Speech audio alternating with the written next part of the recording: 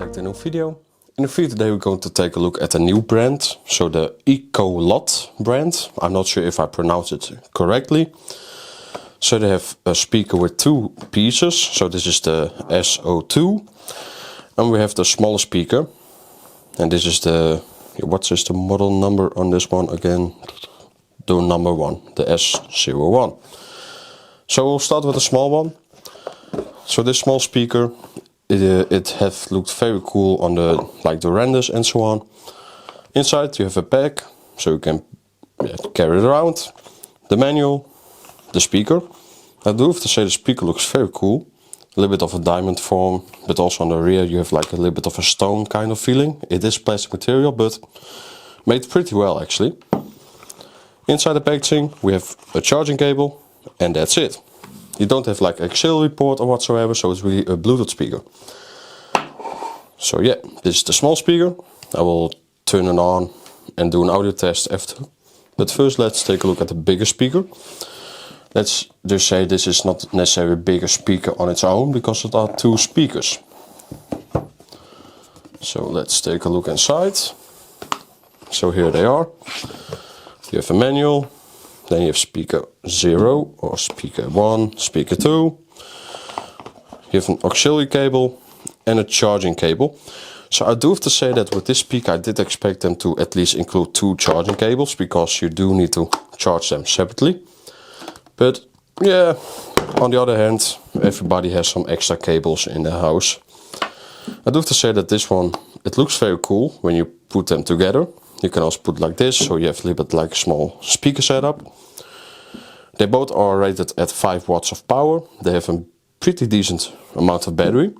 This one is 3 watts, so it's a little bit smaller, a little bit less powerful, they say. And this one has a battery of 500 milliamps, so it's 50% of those two. Each have 1000. So yeah, I would say let's just go to an audio sample of all the speakers to let you guys see how it performs.